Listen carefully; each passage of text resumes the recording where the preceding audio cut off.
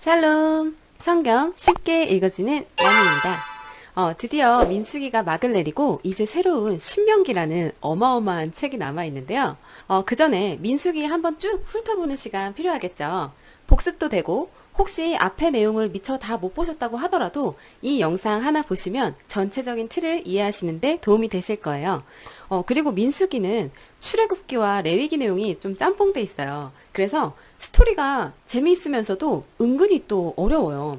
그런데 이거를 다 이해하고 외우려고 하다 보면 너무 힘드니까 핵심만 정확하게 알고 넘어가자고요.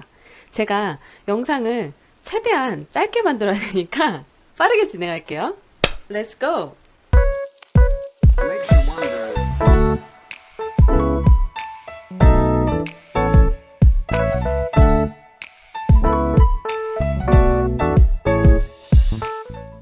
자, 1장입니다. 이스라엘의 인구수를 세는 내용으로 시작해요. 인구수를 왜 세요? 하나님께서 이스라엘 백성들을 이집트에서 구원하셨죠? 그 다음 계획은 이제 새로운 하나의 국가를 만들어서 가나안 땅으로 이주시키는 것입니다. 그렇기 때문에 이렇게 흩어져 있는 이스라엘 백성들을 군사 조직화해서 전쟁을 치를 수 있도록 이 체계와 틀을 잡아가는 첫 번째 과정인 거죠. 그래서 일단 지파별로, 가족별로 모두 세고 두 번째로는 20살 이상 된 남자들만 따로 또 세요. 이제 이 사람들은 군대 편성을 위한 인구조사예요. 그런데 예외가 있죠. 레위 지파입니다. 레위는 공익이에요. 군대 안 가요. 성막 관리해야 되는 사람들이에요. 자, 2장은 이스라엘 백성의 진을 배치하다 입니다. 하나님께서는 이스라엘 백성들에게 새로운 정체성을 부여하시려고 여러 가지 장치를 마련하시는데요. 그 중에 대표적인 게 군대예요. 이 하나님의 통치 아래에 절대적인 순종이 필요한 집단, 바로 군대입니다. 진영, 부대, 군인, 뭐 이런 단어들이 굉장히 많이 나와요. 그리고 이렇게 부대를 형성하고 어디에 어떤 순서로 지파별로 자리 배치를 하고 이제 이런 거를 알려주시는 내용입니다.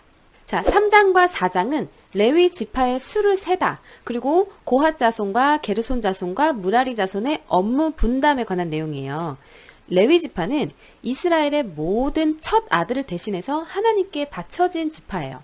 그래서 레위 지파의 인구수를 셀 때 먼저 이스라엘 전체 인구의 맏아들을 대신할 태어난 지 한 달 이상 된 그냥 남자들 그냥 다 세는 거예요.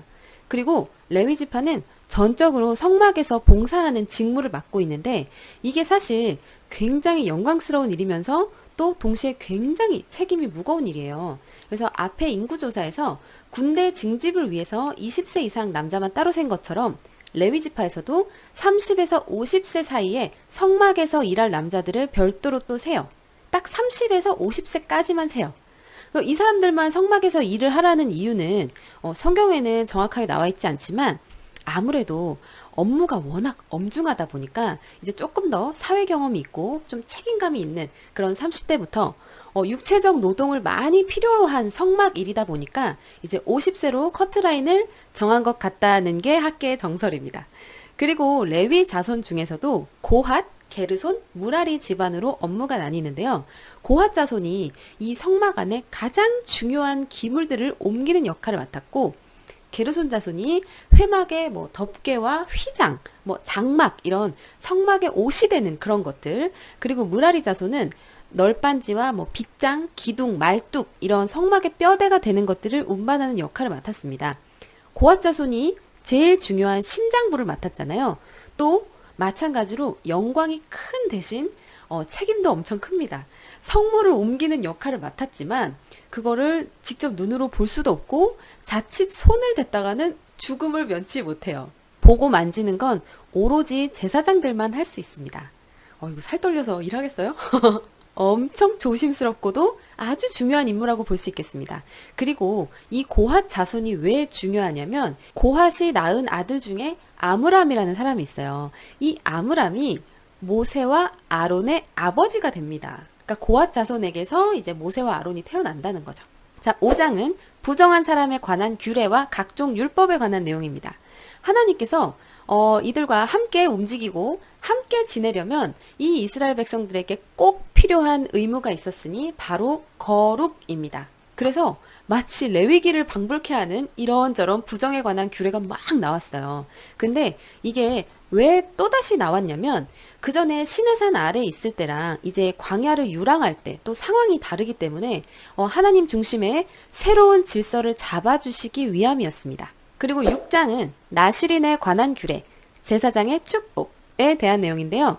나실인이라는 것은 하나님께 서원하고 일정 기간 동안 거룩한 상태를 유지하는 것인데요. 그 기간 동안 나의 삶을 하나님께 바친다는 의미입니다. 이 제도는 왜 생겼냐?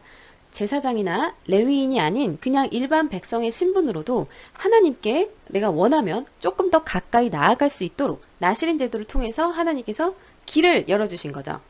요즘 연예인들이나 인플루언서들 굉장히 중요한 덕목 중에 하나가 바로 소통이죠. 우리 하나님도 소통을 중요시 하셨습니다. 그래서 이스라엘 백성들을 많이 아끼시고 더 가까이 교제하기를 원하셨던 거예요. 만약에 우리 하나님께서 인스타그램이나 유튜브 같은 거 하시면 뭐 하루 만에 다이아 버튼 받는 건 식은 죽 먹기일 텐데 팔로워가 아마 천문학적인 숫자가 아닐까 싶어요. 그리고 여기 구약의 축도라고 알려진 유명한 구절이 있어서 잠깐 소개해 드릴게요. 되게 짧은 단락인데 여러분들이 꼭 아셨으면 좋겠고 제가 너무너무 좋아하는 구절이에요. 이게 찬양으로도 있는데 이 가사가 너무 좋아서 제가 우리 딸 돌잔치 때 성장 동영상에 BGM으로 이 찬양을 사용했어요. 민수기 6장 24, 25, 26절 내용입니다.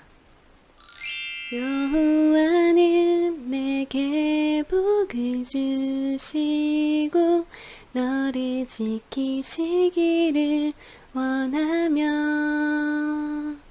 여호와는 그 얼굴로 내게 비추사 은혜 베푸시기를 원하네.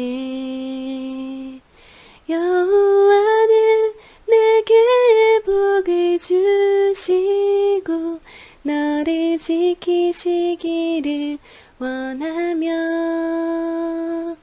여호와는 그 얼굴을 내게로 드사 평강 주시기를 원하노라. 네, 가사가 너무 좋죠? 우리 다 같이 이 구절을 마음속에 새기면서 다음 내용 넘어가 볼게요. 7장은 지도자들이 드린 예물입니다. 7장은 89절까지 있어서 제가 개인적으로 이거 성경 읽으면서 정말 토 나왔던 구간인데 중요한 건 그게 아니고 이 시대적 배경이 잠시 과거로 돌아간다는 특이사항이 있습니다. 민수기 1장은 출애굽 제2년 2월이거든요. 근데 민수기 7장은 출애굽 제2년 1월입니다. 그러니까 성막이 완성된 그 시점이에요. 이 뜻깊은 성막 봉헌식을 기뻐하며 이스라엘 12지파가 하나님께 드린 예물들을 구체적으로 기록한 내용이죠. 그러니까 무엇을 얼마나 바쳤는지까지는 제가 구체적으로 또 읽어드리진 않을게요.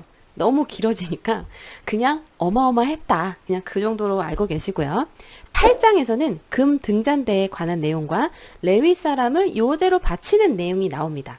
앞에 5, 6장은 12지파의 진영을 정화시키는 이야기였어요. 이 7, 8장은 성막과 제사장들을 정화시키는 이야기입니다. 금 등잔대에 관한 얘기가 잠깐 나오는데요. 단순해요. 등불이 항상 앞을 향해 비추라고 하셨어요. 등잔대 앞에 뭐가 있어요? 진설병 상이 있죠. 그러면 이 진설병 상에는 뭐가 있어요? 12개의 진설병이 놓여 있죠. 그러면 이 12개의 진설병은 뭐예요? 이스라엘 12지파를 의미하죠. 그렇다면 진설병상을 계속 밝히라는 이유는 하나님께서 이스라엘의 12지파를 늘 항상 켜져 있는 등불과 같이 졸지도 않으시고 바라보고 보살피고 계시다는 뜻입니다. 그리고 레위인을 성별하는 의식을 치르는 내용. 여기서 특이한 것은 이스라엘 백성이 레위인의 머리에 안수하고 레위인을 하나님께 제물로 바친다는 것입니다. 그렇다고 레위인이 막 불에 타서 죽고 이런 건 아니고요. 성막에서 일해야죠. 레위인은 죽이면 안 되죠. 고급 인력인데. 죽임을 당하는 제물은 따로 준비가 되기는 하는데요. 이 머리에 안수를 하는 행위는 자신의 죄를 전가하고 이 제물이 대신 죽음으로써 내가 속죄함을 받는다는 건데 이스라엘 백성들의 죄를 레위인이 다 짊어지고 레위인은 또다시 그 제물에 안수함으로써 그 숫송아지들은 레위인과 모든 백성들의 죄를 다 짊어지고 대신 죽는 거예요. 이 숫송아지 뭔가 굉장히 심오하면서도 네, 뭐 그런 내용입니다. 여러분들 눈치채셨죠? 다들 아시죠? 예수님을 예표하는 것이라는 거. 그리고 9장은 두 번째 유월절에 관한 내용이에요. 그리고 성막 위에 구름. 마침내 하나님이 성막에 임재하셨어요. 9장에. 출애굽을 할 때 생긴 절기가 유월절인데 출애굽 이후에 처음으로 맞이한 유월절 절기입니다. 이스라엘이 노예 신분을 벗고 하나님의 백성으로서 새로운 주민등록증 발급받고 첫 생일이 돌아온 거죠. 그리고 성막 위에 구름이 탁 떠오르면 이동하고 내려오면 멈추는 이런 광야 행군에 대해서 잠시 나오는데 여기서 알 수 있는 점은 이스라엘 군대는 전적으로 하나님의 주도권 아래에 있었다는 것입니다. 본인들의 의지로 이동하거나 멈출 수가 없어요.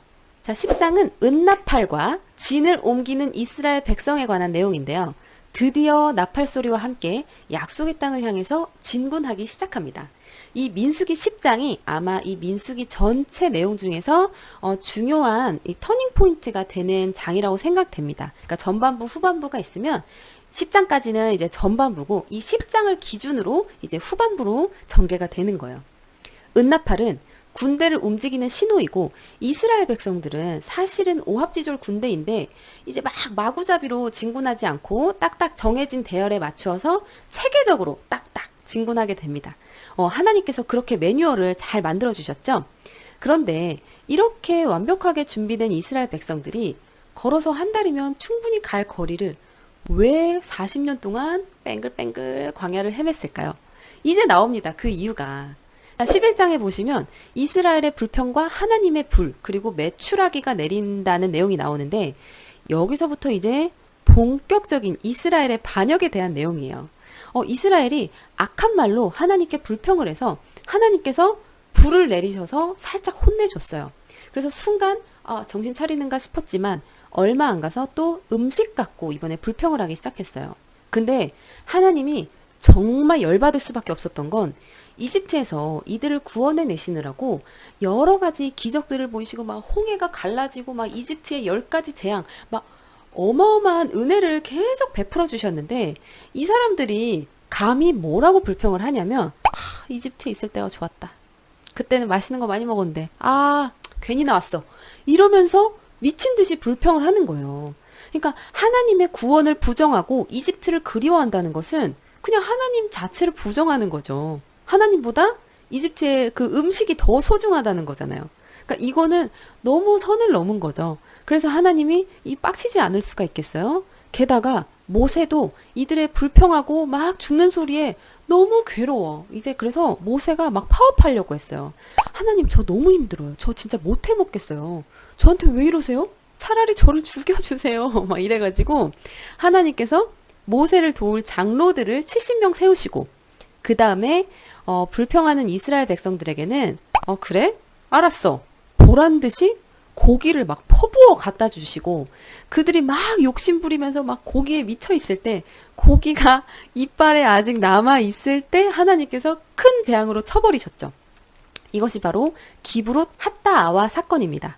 그리고 12장에서는 미리암과 아론이 모세를 공격해요. 이스라엘 백성들 때문에 안 그래도 힘들어 죽겠는 모세에게 누나인 미리암과 형 아론까지 가세해서 모세를 괴롭힙니다. 이유는 모세가 이방 여자와 결혼한 걸 가지고 트집을 잡았는데 사실은 이들은 질투가 났던 거예요. 그 모세가 갖고 있는 그 영광과 권위에 대한 욕심이 이렇게 가족 간의 팀키를 초래하게 됩니다. 참 사람의 욕심이란 것이 이렇게 가족도 등 돌리게 만들어요. 진짜 무섭죠? 미리암이 우리가 다 하나님을 모시고 사는 제사장인데 모세 너만 특별하냐? 이러면서 모세의 리더십을 걸고 넘어져요.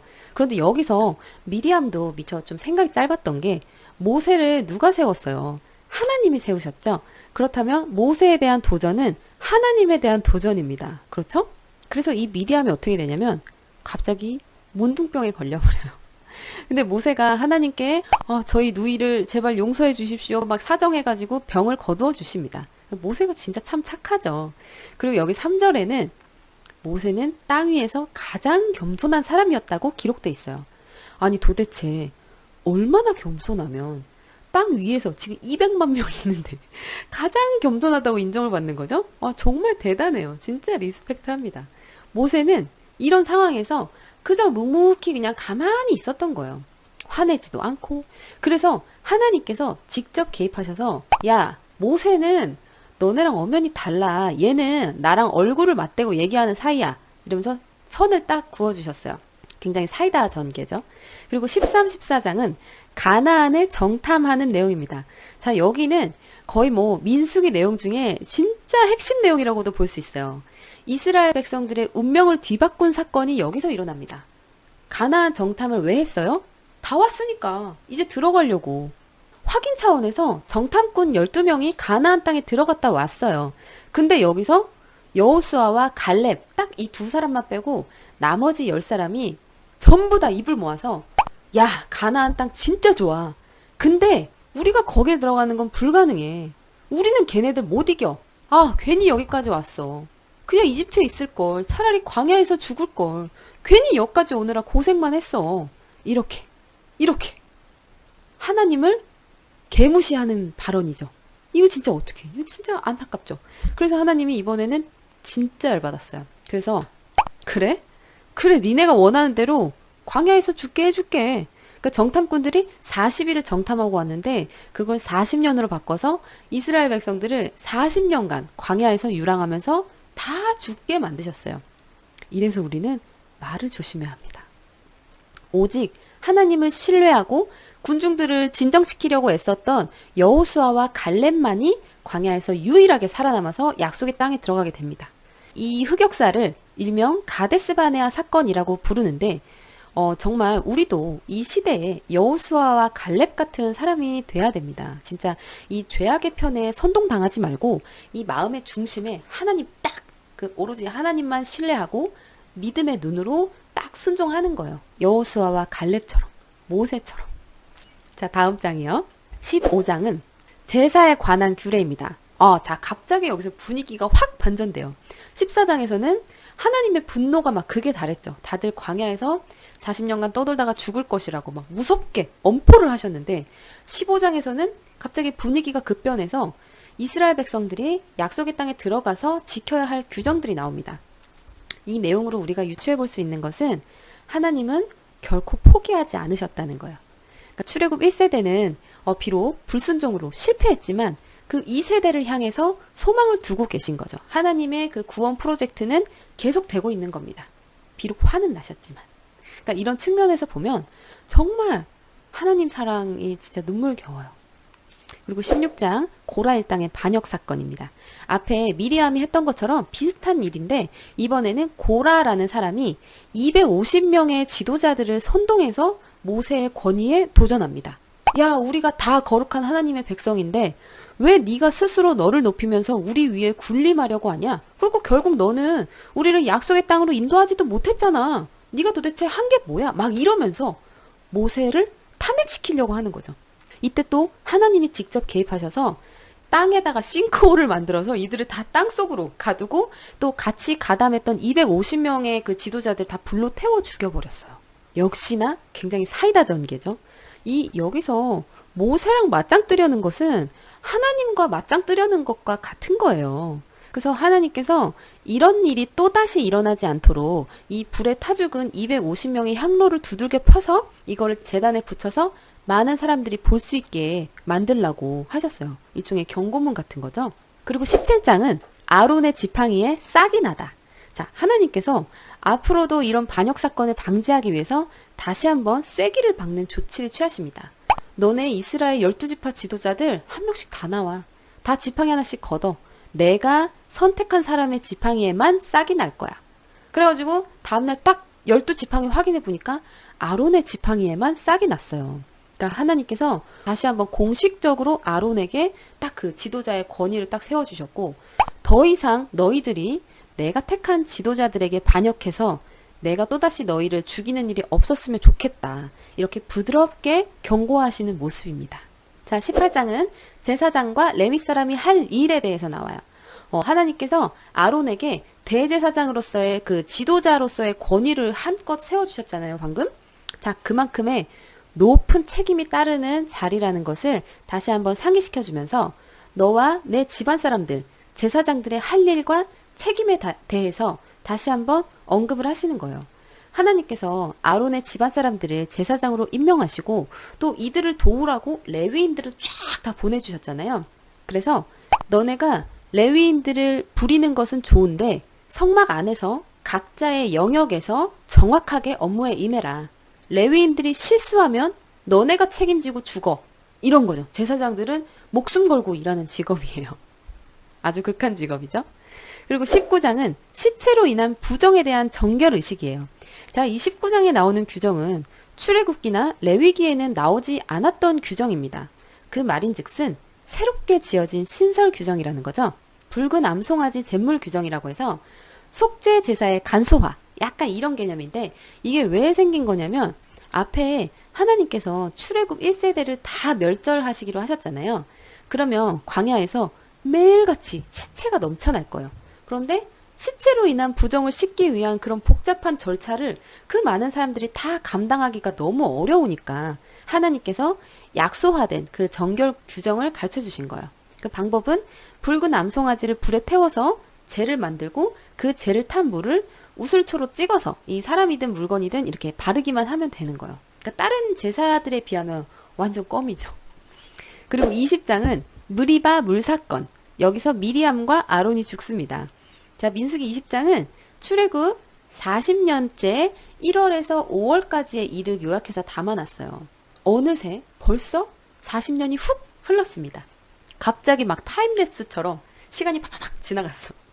여기 20장에서 미리암도 죽고 아론도 죽고 다 죽었어요. 출애굽 1세대가 다 죽고 완전히 세대 교체가 되었습니다. 그런데 하나님께서 소망을 두고 계신 우리 출애굽 2세대들은 어땠을까요? 좀 더 성숙해졌을까요? 아닙니다. 그들도 여전히 미성숙해요. 앞선 부모 세대와 똑같이 불평을 합니다. 이번에는 물이 없어서 불평을 하는데요. 앞에 13장이 이스라엘의 운명을 뒤바꾼 사건이었다면 이번 20장은 모세의 운명을 뒤바꾼 사건입니다. 하나님께서 바위에 대고 지팡이를 가리켜서 물을 내라고 했는데 모세가 버럭하면서 우리가 너희를 위해 물을 내랴! 하면서 지팡이를 탁탁 내리쳤어요. 결국 물이 나오긴 했지만 하나님께서는 모세를 크게 책망하십니다. 결국 모세는 약속의 땅에 못 들어가는 비극을 맞이하게 돼요. 모세에게 너무 가혹했던 20장 무리바 물 사건이었습니다.